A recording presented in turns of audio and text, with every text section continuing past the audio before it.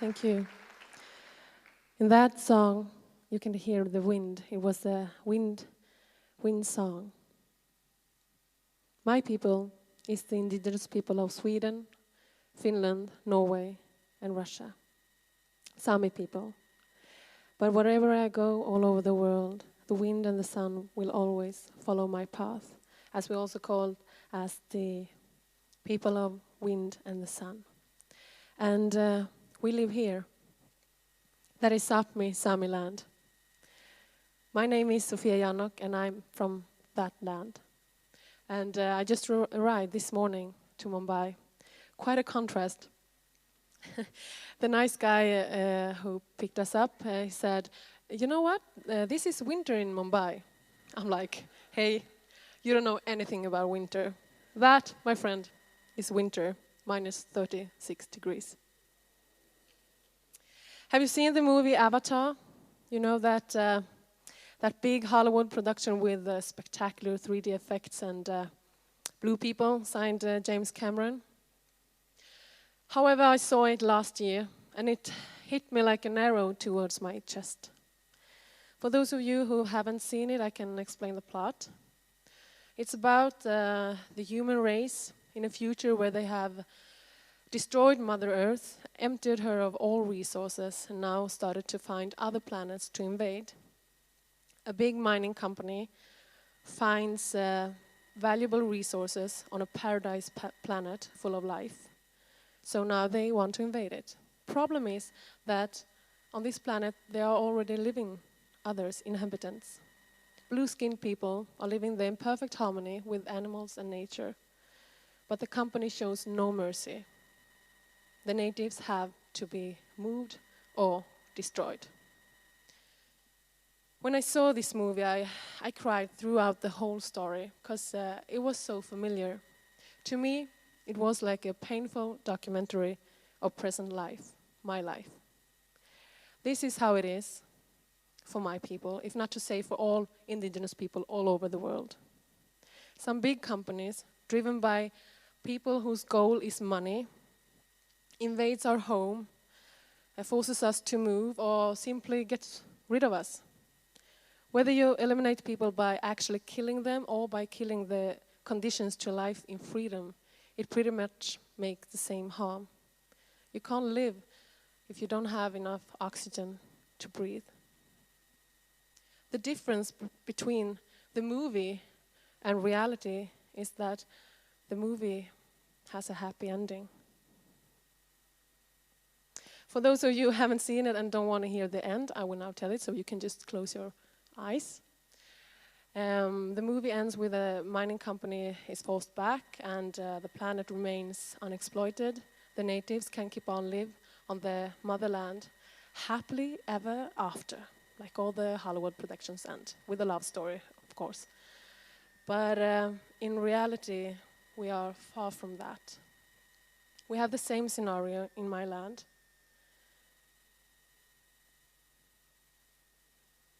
But the colonization started for like 400 years ago. But what worse is, it still has not stopped. Out on the tundra, you need to play by the rules of nature. Weather, wind, terrain and daylight all make a difference in how to make your movements, when to wait for snowstorms to pass, and when to keep on going before the dark hits. Sami traditional way of living relies on the livelihood, reindeer husbandry, and on the respect of nature. Reindeer are free animals. They wander over great areas.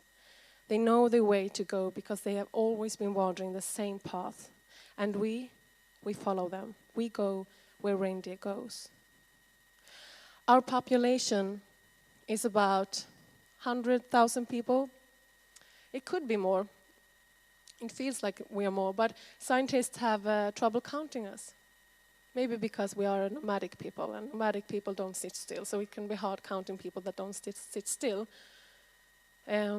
Scientists also call us moribund. I've been told that I do music in one of the smallest languages in the world.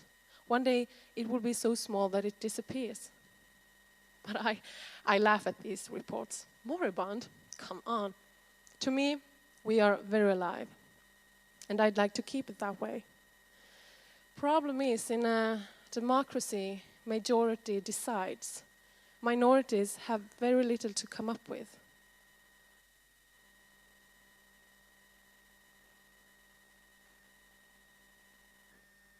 This is my grandfather. He taught my mother, and my mother and father taught me, that we borrow our home from earth. We can't own it, we don't possess it.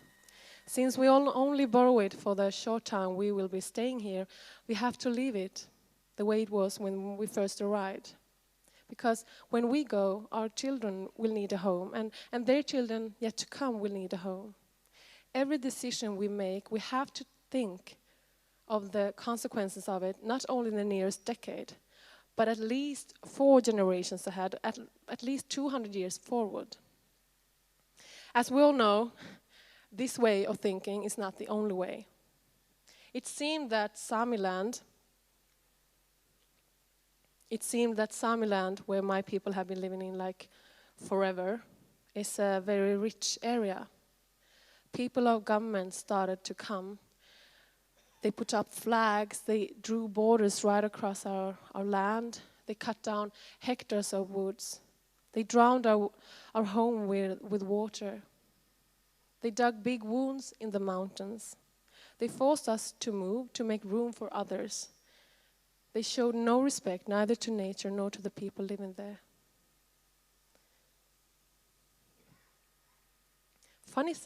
The funny thing is that although they stole the mountains, they forgot to change the name of them. So each mountain is still carrying the name in our language.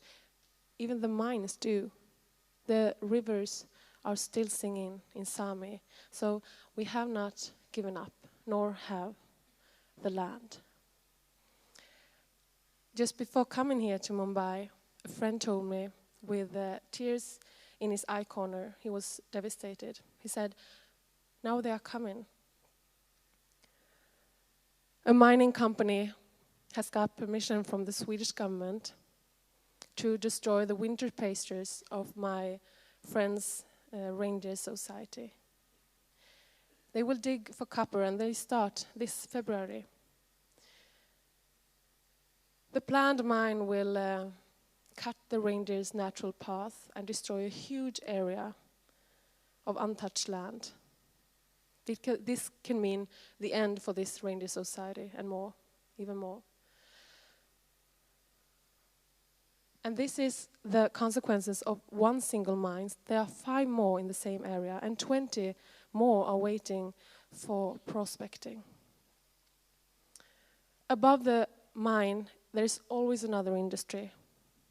The human race consumes more than what Earth can produce. And due to that, the climate changes remarkably. In the Arctic area where I come from, you can clearly see the changes. Usually we have a lot of snow this time of year. Now there's hardly none. Glaciers are melting. Rainy winters causes icy ground, which means no food for animals. You've heard how badly ice bears are drowning. Listen also when I say that reindeer are starving. I've seen them die myself. The poor winters are coming more and more often. Sweden, where I live, is known as the most modern land in the world with a heart of democracy and equality.